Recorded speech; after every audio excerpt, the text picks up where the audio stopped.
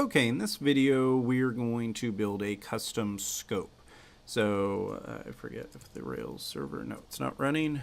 So we don't want to actually change any behavior.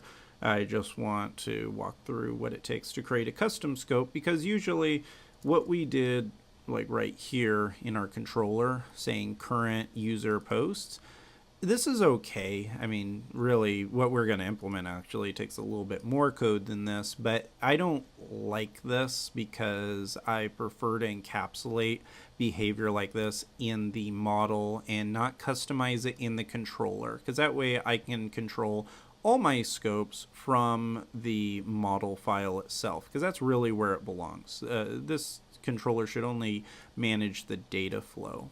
So let's see, did the Rails server start? Yes. Okay, so here we have our application. We're logged in as the admin, and just like last time, and we can see that we can only see our posts, and that's fine. Now, if I log in as a regular user, come to time entries, there you go, and you see all our posts and only our posts. Now, what I'm going to do is I'm going to get rid of this. And let's open up the post.rb file, the model file, and let's create a custom scope. So to create a custom scope, you say scope, and then you pass in whatever the name is. For this, I want to be really explicit. And that's part of the reason I'm creating a custom scope, is I like my scopes to actually describe what they're doing. So I'm going to say posts by and comma. So that's going to be our scope name. And then you pass in it's called a stabby lambda.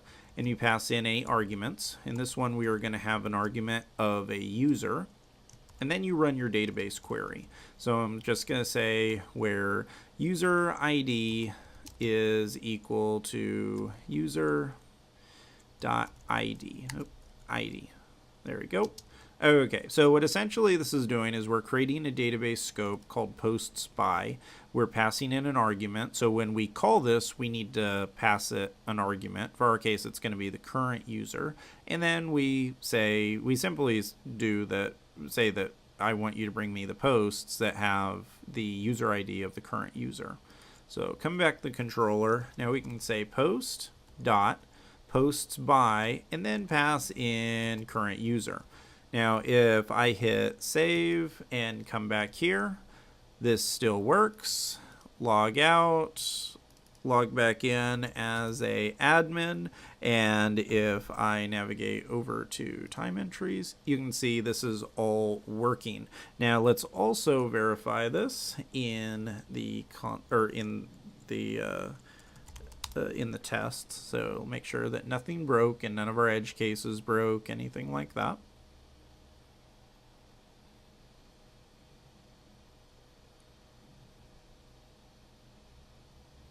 There we go. Okay, so let's add this.